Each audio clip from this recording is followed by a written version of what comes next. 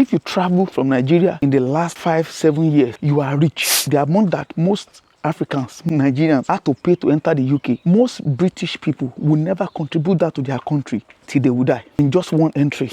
You see, gone are the days when what you need to do abroad to survive is to pick multiple jobs. Since COVID till now, that's about 5 years, the UK minimum wage has not increased up to £3 to £4. For 6 months, stop all that extra Saturday jobs. It's like going back to sharpen your axe. I made a post recently about how people are coming together to buy properties. But how do we achieve that when some of us cannot even collaborate with our husband and our wives? How then are you going to do business with your friends? The syllabus for living abroad is changing, and we must be willing to learn from each other. Africans, especially Nigerians that are living abroad, must begin to share knowledge and discuss with each other. Because you see, if you come to this abroad, the UK for instance, in the 90s or pre-COVID, the things that you have to do to survive or make it back then is very much different. In fact, the times are different. The economy are different. Even the people that are traveling are different, you know. While most people then traveled, whatever way they traveled, for most people that are relocating to the UK, for instance, in this generation, they are mostly educated. Now, I'm not saying that this new set are much more educated, don't get me wrong, but the chances that an average Nigerian in the UK in the last 5 years is educated at least with a master's degree or a BSc or HND is very high. But if you go 20 years ago, many of them cannot say that. Now, you then bring someone who has a master's degree, who has a BSc, to come and then do some kind of work, then their mind doesn't align with that. Also, for most people that if you travel from Nigeria in the last 5-7 years, you are rich. I mean, if you travel from Nigeria to the UK in the last 5-7 years, you are somewhat rich. Even if you borrow the money to come, they know they borrow olushi, poor people money. That means you have access to money. So the money that you use to travel are big funds. You know, what this country needs to take from you for you to enter the country, the average British will never contribute that to their country in their lifetime. The amount that most Africans, most Nigerians have to pay to enter the UK, most British people will never contribute that to their country till they will die in just one entry. Because if you are paying your IHS fee, you are paying your visa fee, a lot of things that they put in your way to take from you. Now, these people have to pay it. They come into the country. Then they discover that this country then begin to change the rules. I'll give you an instance. For people that come to do school, you know, there's a promise of, oh, when you come after school, you're going to get good jobs. But they discover that they're changing the goalpost. Most of the people are not finding this good job. Then they are compelled to go and do a certain kind of job because they can't find what they actually studied for or what they qualify for. Then frustration then coming. People are then frustrated. They are then complaining that, how can I be doing this? I paid so much money for school. People are paying to the tune of £14,000, £20,000 to go to school. But then they have to go and do a job that is killing their back. So when I see, you know, some of these old people, you know, I mean, old people who are here before, 10, 15 years. Then they begin to complain about the fact that, oh, this new set of people are complaining. This set of people who talk too much. I said, no, the condition with which these people come to this country is different to yours. Let's not go into the details of that, but some of the people that came in the 90s knew what they were going in for. They prepared their mind for it. But these people that are coming in the last few years, some people had to even sell their properties, but some of them in Nigeria, they had cleaners, they had drivers, but now they come into a system. So there's a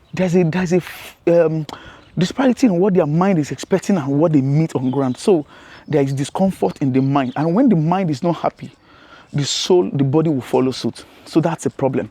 Now, when I say we need to begin to check the arrangements, is that we need to begin to talk to each other so that we can change the game.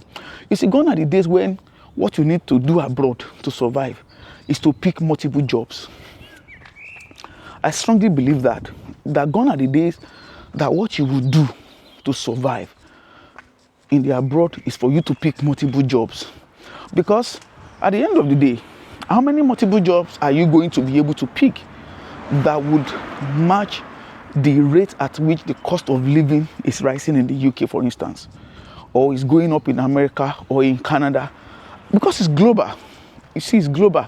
I don't know anywhere in the world, including Africa, that is not complaining economically now. So we all need to re-strategize. So if we still insist that, oh, this was what they did in 1990, is what you are going to do in 2020, and you live in the diaspora, you are going to struggle and struggle very hard. You are going to struggle and struggle very hard if you want to still continue with that, because the times are changing, the cost of living is changing. I'll give you an example. Since COVID till now, that's about 5 years, the UK minimum wage has not increased up to 3 to 4 pounds. The UK minimum wage has not increased 4 pounds over 5 years. So if you base your life on that, you are going to struggle a lot, because the cost of living has more than doubled in that time. But the minimum wage has not increased. This year alone in the UK, the minimum wage increased about 77p. But then again, they added £1 to the bus ride. Beyond the bus ride, they increased the council tax. After that, they increase your energy bill, they increase your water bill, your house rent increase, everything increased. The school lunch for kids increased, everything increased. So they gave you an additional of 77p with what? One hand, and with about 10 hands, they took more money from you at the end of the day. That's what has happened as regards the United Kingdom. I'm sure some of you can relate to what I'm explaining. So then what do you need to do? Do you need to go and pick more jobs?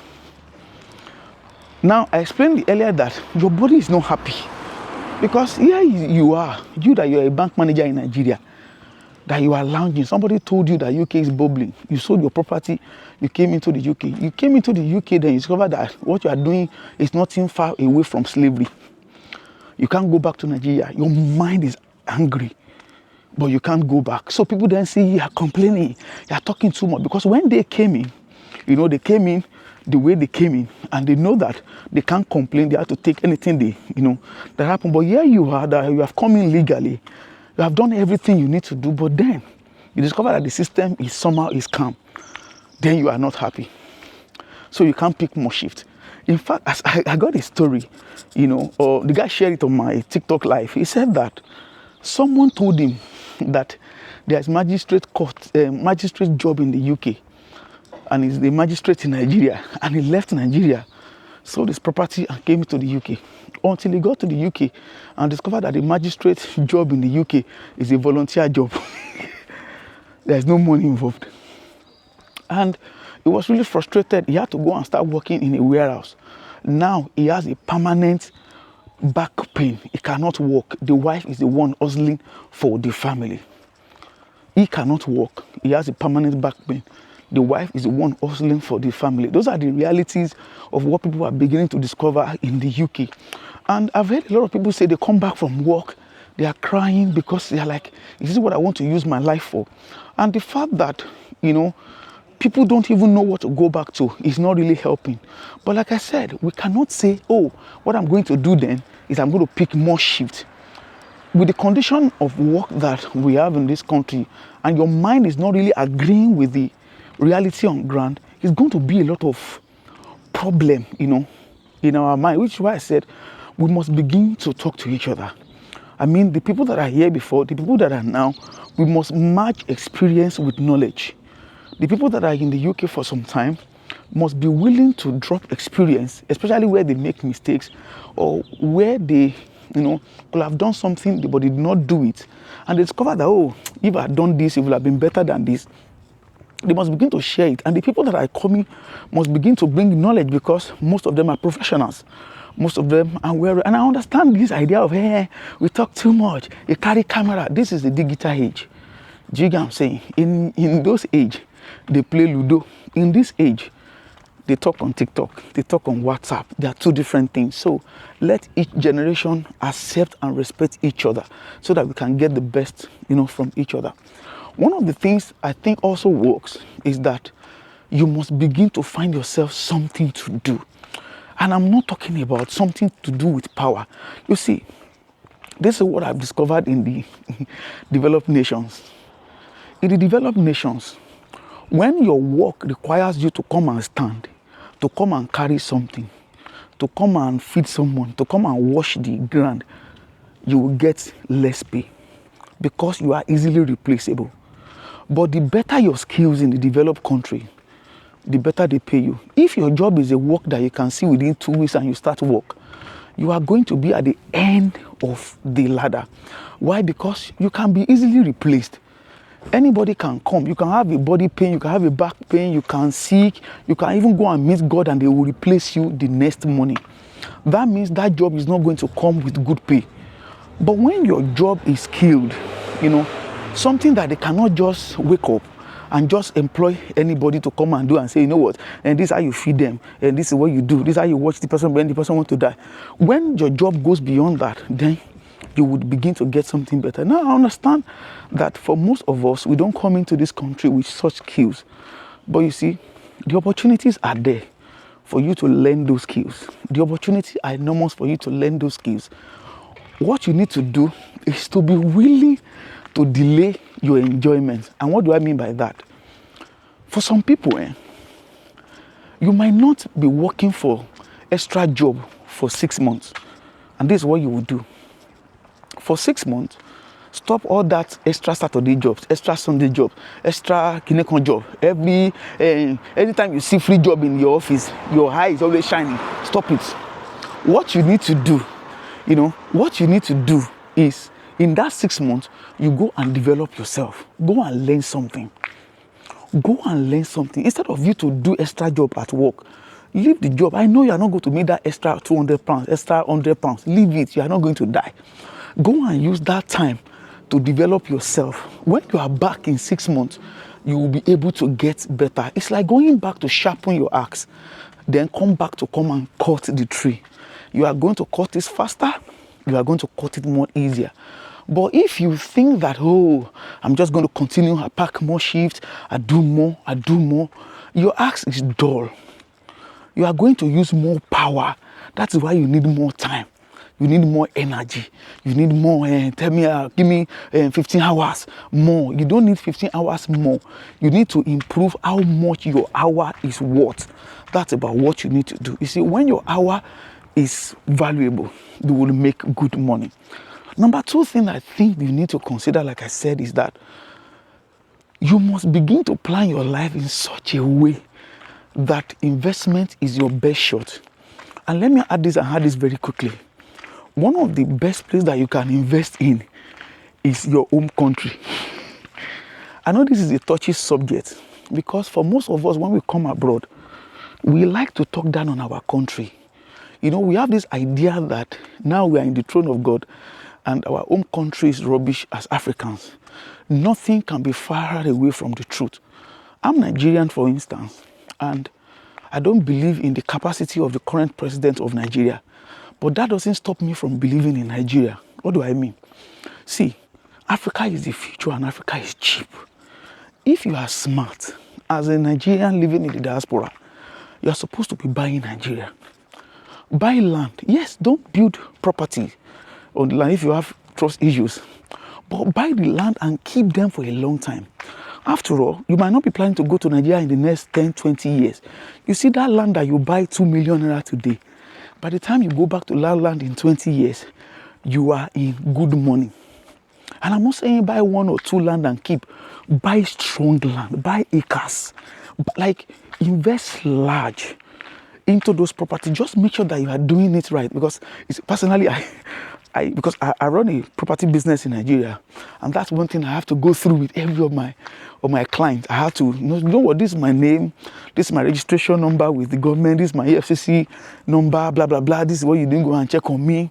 Because there's a lot of trust, amongst our people. Just make sure that you do your due diligence, on the property. Buy the property for yourself and keep. I think they call it land banking. You are banking on land, and I promise you, if you bank on land, land would carry you. Land will carry you. All you need to do is, my friends, we have a deal that at least in a year, if you live in the UK, you should have at least one plot of land, at least one in a year, because that's about £500. For you to just buy one, that land will be like a bush today. It will be in a very secluded area. It will be like an area that is not good today. Don't worry. You don't need the value of the land now until 20 years from now. That is when you need that land to speak for you. You don't need it to speak for you until 15 years from now. So don't worry if the land is inside the Ikorodu, it's inside your village, it's inside anywhere, Let me use the Ibadan. It's inside, Omiadio is even a town now. Anywhere it is, don't mind the location of the land. What you want to do is to buy a land, even if it's bush today, and give yourself time, because you know that you don't need the land until 20 years from now. So why exactly will you be in a hurry, to have a land that is inside Ikeja GRA? You need to buy the future, not buying now. The third thing I think we should all pay attention to and do very well is collaboration.